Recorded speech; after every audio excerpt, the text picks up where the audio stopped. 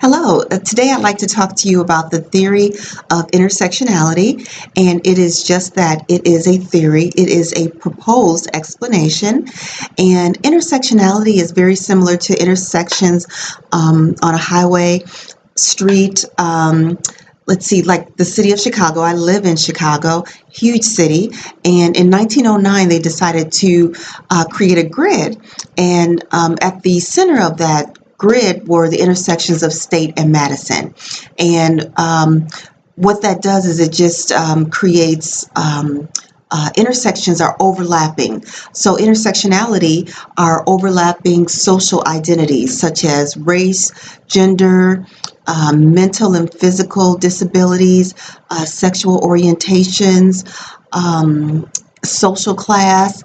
It's defined as the overlapping of various social identities, and they contribute to a specific type of system of oppression and discrimination that might be experienced by an individual.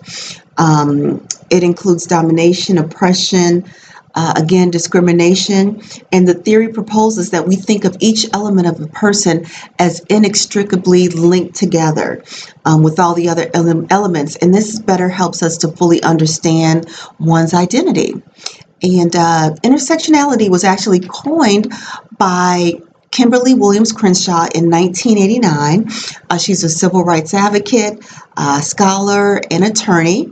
And she basically used the case of DeGraff and Reed versus GM, which was a landmark case where black females at General Motors actually sued GM, and they used the Civil Rights Act of 1964, which alleged that the company's policies discriminated against black females.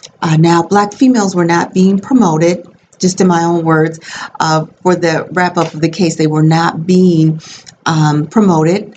Black males were being promoted and white females. But intersectionality, again, has that overlapping of gender and race.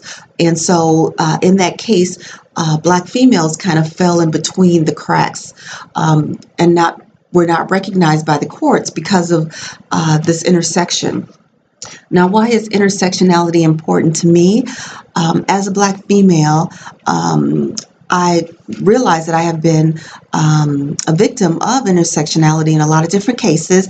Didn't realize just the importance of that until I took a class, Social Justice and Critical Law, where intersectionality was fully explained. And just having that knowledge of the oppression is very valuable because it meticulously outlined the power behind racism and enforcing Crenshaw's evidence of oppressive practices. It also addresses a form of how we are marginalized in society by our identity, and also having the intersection of multiple identities. And this theory of intersectionality, again, which was brought to light by Kimberly Williams Crenshaw, was also undergirded by very powerful female or feminists such as Audre Lorde, Leslie McCall, and Bell Hooks. Bell Hooks actually has a quote that she was challenging the notion that gender was the primary factor determining a woman's fate. And intersectionality has actually proven that there are different layers of social identity that can actually allow you to be marginalized in society. I feel like this is an important theory because of all the different movements that are going on now, women, Black Lives Matter. So it's important to realize where intersectionality originated and how different social identities can actually not be protected under the law because they are not thoroughly recognized. I feel like this theory is one that should be further examined.